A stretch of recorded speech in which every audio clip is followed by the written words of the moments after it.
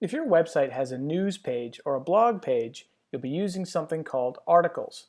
So let's talk about how you can create and manage articles.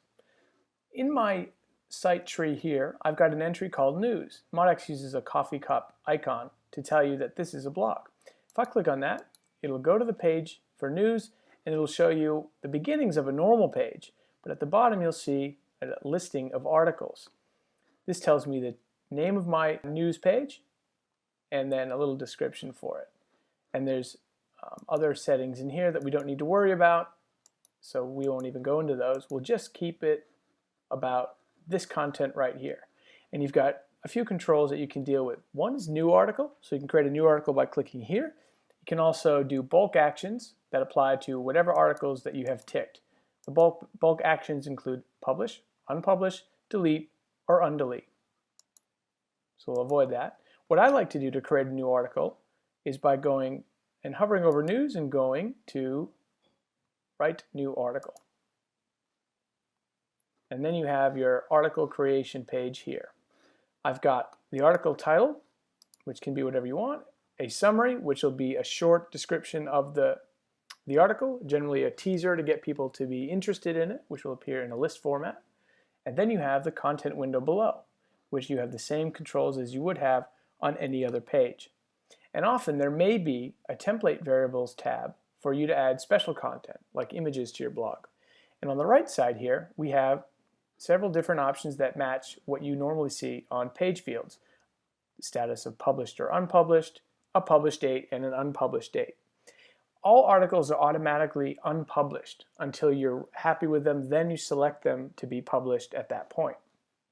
And below that we have template of article, which is set automatically, and an alias, which is also set automatically. If your site is equipped with a tags feature, you can add tags to this article here. So when you've written your article, let's do example article. I won't add a summary for now, and I'll just leave content empty. I press save. There we go. And now if I click back onto my news page, it'll show that article being listed in this group here. But it doesn't tell me a publish date because I have not published it. And because I haven't, the publish button here is listed in yellow. So if I want to publish this, I can click the button, or I can edit it, view it, or delete it from here. Let's go ahead and delete it. Ask me if I'm sure. Yes, I am. So let's look at another article. If I unpublish this example article, it does it immediately and then asks me what my next option is. Do I want to edit it, view it, delete it, or publish it? So if I go to edit this article, you'll see that I've got a summary, my article content, and it says it's now unpublished. So the other option is to always go to publish and then press publish. So now let's click back onto our news page.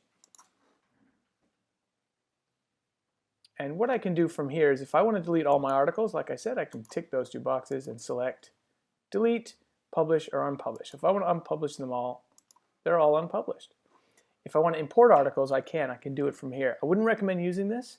I would ask your developer about that one. That's a general overview of how the news page works. This will also be applicable to anything called a blog. Sometimes media releases will be using this articles format.